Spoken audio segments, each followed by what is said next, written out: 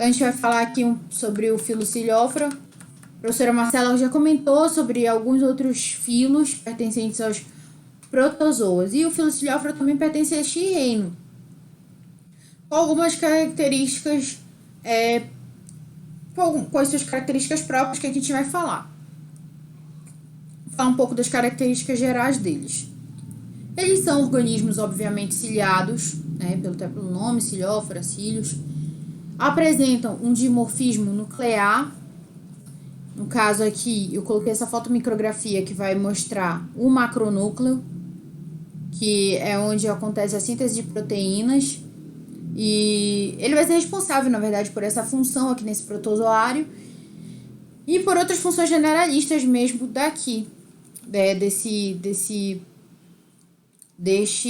protozoário.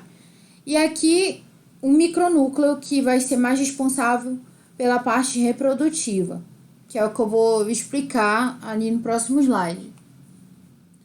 Eles variam de tamanho, de 10 micrômetros até 4,5 milímetros. E aqui eu também coloquei uma imagem de um paramécio. O paramécio, eu acho que ele é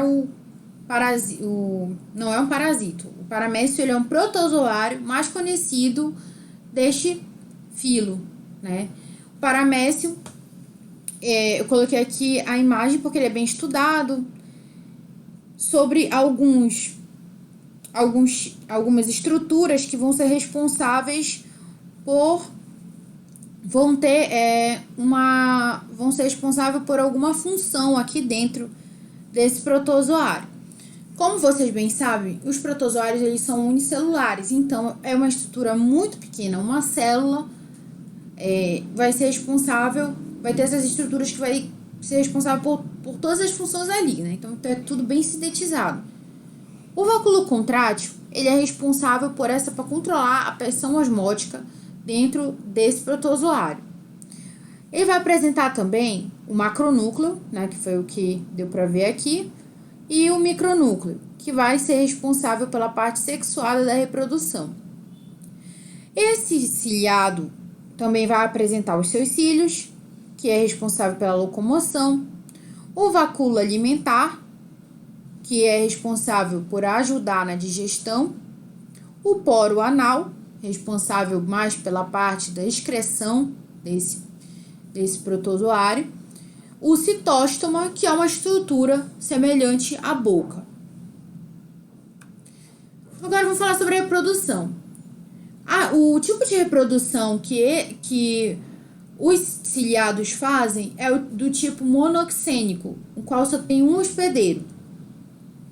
E eles fazem reprodução assexuada por fissão binária ou cisparidade, que é quando você tem um protozoário que vai se dividir em dois idênticos, né? Outros tipos de unicelulares também seres unicelulares também fazem esse tipo de reprodução assexuada. E também vão apresentar a reprodução sexuada. Vou voltar aqui. Reprodução sexuada por conjugação. Essa conjugação em específico que esses protozoários vão apresentar é uma conjugação diferente do que daquela que as bactérias fazem, né? Então, assim, durante a reprodução sexuada desse protozoário, os macronúcleos, porque aqui não mostra, mas os macronúcleos eles se degeneram no período que vai ocorrer essa reprodução sexuada, e os micronúcleos que eu expliquei para vocês, que é aqui que acontece o negócio. Esse micronúcleo vai sofrer várias mitoses e meioses, e no final do ciclo eles vão trocar, né? Trocar aqui essa parte genética. É como se dentro desse micronúcleo tivesse a parte gênica do protozoário. Então, acontece isso que eu falei. Durante o ciclo sexuado, da reprodução sexuada. O macronúcleo se degenera e por um tempo, viu? Só por um tempo aqui, enquanto está ocorrendo essa fase reprodutiva, e o micronúcleo no final vai ter várias mitoses e meioses, e no final ele vai fazer essa troca aqui entre os dois protozoários. Agora eu vou falar um pouco sobre a nutrição. Os cilióforos, eles podem ser detritívoros, se alimentando ali de restos de detritos que tem no substrato ou na água, onde eles estiverem. Bacterívoros, vão se alimentar ali de bactérias presentes no ambiente. Herbívoros também, porque vão ali se alimentar já na água de fitoplânctons ou restos de planta, ou predadores. Quando eles vão apresentar esse comportamento predador, eles vão se alimentar de outros ciliados, né? Então, o que acontece? Eles se movimentam aqui através do batimento de cílios, falando agora da locomoção. Mas esses cílios aqui, eles também auxiliam na alimentação, porque por ondulação dos seus cílios, eles vão ali fazendo a ondulação dos seus cílios em direção ao citóstoma, né? Ao citóstoma, que é a estrutura da boca, semelhante a uma boca, e através desse batimento dos cílios, eles vão conseguindo aproximar o seu alimento. Aqui eu trouxe uma imagem de uma vorticela. A vorticela, ela vai apresentar uma estrutura diferente dos outros protozoários. Ela apresenta um pedúnculo. Esse pedúnculo aqui faz com que ela se aproxime, né, no caso, algum substrato ou algum tipo de alimento, quando esse protozoário vai se alimentar, se aproxima, e o pedúnculo ele traz até ao citóstoma. Essa aqui seria a estrutura do citóstoma desse protozoário. E aqui os cílios, né? A vorticela apresenta esse pedúnculo, mas outros ciliados não. No caso, o paramécium, ele só vai contar mesmo com os batimentos de cílios para fazer o batimento em direção ao seu citóstoma, para que ele possa fazer a sua alimentação. Uma outra coisa também, em comparação aos tipos de locomoção de outros protozoários, como pseudópodes e flagelos, os ciliados eles têm vantagem, pois essa é uma movimentação mais rápida do que outros tipos de protozoários se apresentam. Agora a gente vai falar sobre um ciliado que parasita humanos, que gera uma doença chamada balantidíase. O que acontece? Geralmente, os ciliados eles estão de vida livre. Inclusive, o próprio paramécio vive em vida livre. Ele vive, não é patogênico ao homem. Mas existe apenas um ciliado que parasita humanos e que vai gerar essa doença chamada balantidíase, no qual o parasito se chama Balantidio coli, que é um protozoário pertencente. Eu trouxe aqui uma classificação taxonômica. Ele é pertencente ao filo Ciliófora, subfilo Kinetophragmenophorea, ordem Trichostomatida, família Balantidae, gênero Balantidium, espécie Balantidio coli. E aqui eu trouxe duas formas que esse Balantidio coli vai se apresentar. Ele pode se apresentar na forma de trofozoito, quando ele está mais desenvolvido, no caso aqui, ó, você dá para ver os seus cílios, ou na forma de cisto, que aqui, olha, se vocês perceberem aqui nesse cisto dá para ver um pouco do macronúcleo que esses protozoários apresentam. Então, falando um pouco mais sobre o Balantidio coli, que é o único protozoário que é patogênico ao humano. Quais são os sintomas que ele vai ocasionar? A pessoa que está com a balantidíase, ela vai ser acometida de uma disenteria severa. Vai ter dor abdominal, vai ter, assim, os sintomas de mal-estar, febre. E aí, o que acontece? Tecnicamente, o balantídeo em si não afetaria o homem, né? Não afetaria o homem. Até porque ele vive lá no intestino do porco de forma comensal, né? O balantídeo tá lá no porco, vivendo no intestino do porco, sem fazer mal ao porco. E mais às vezes o homem acaba ingerindo, aqui olha, eu trouxe um esquema. Os cistos e trofozoítos, eles são eliminados com as fezes do hospedeiro, né? Então, o homem aqui, né, por algum motivo, sem higiene, ingeriu cistos por meio da água e alimentos contaminados. Sendo que o homem vai ingerir os cistos, tá? Os cistos é a forma infectante desse parasito. Ele vai ingerir os cistos. E aqui o que acontece? Aqui no colo, no intestino desse homem, tecnicamente poderia não acontecer nada.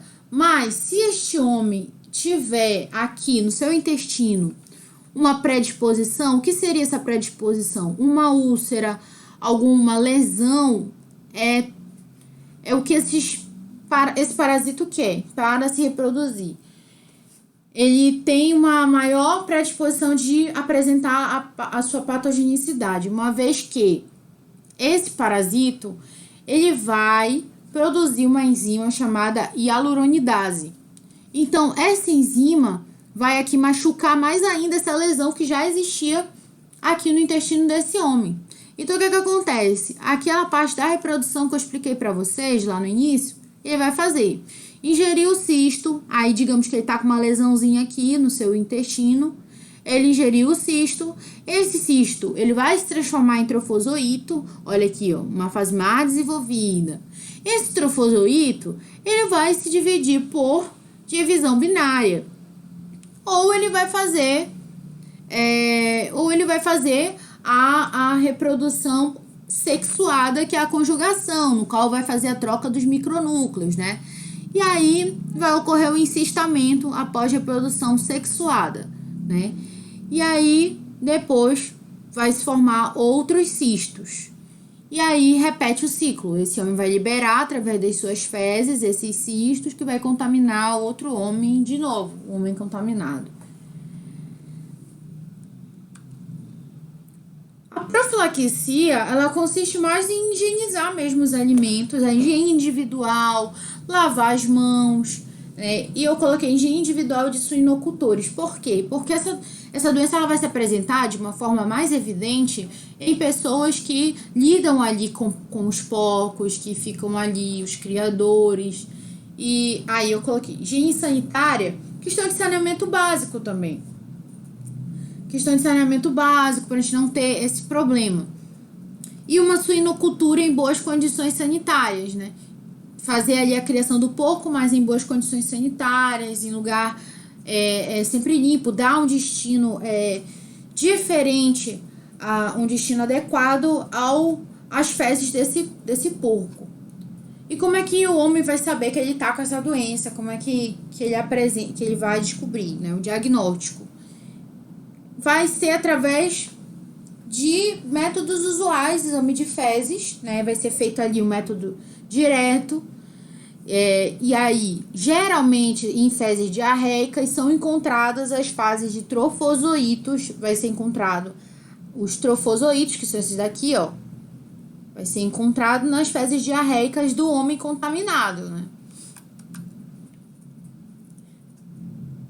Eu falo métodos usuais, os métodos diretos, lâmina, lamínula, um pouquinho, né, das fezes ali, a coloração, Lugol, vai lá, olha lá na microscopia de luz, você consegue visualizar aquela fase, a fase de trofozoito. Bom,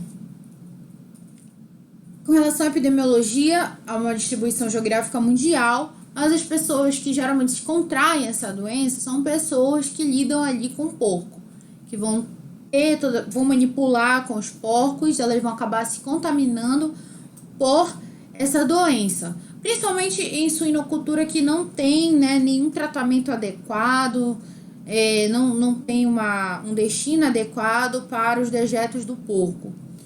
E aí a pessoa foi detectada com a doença. Como é que é o tratamento? O tratamento ele vai consistir em uma dieta láctea, né? Por quê? Porque esse parasita ele se alimenta de amido.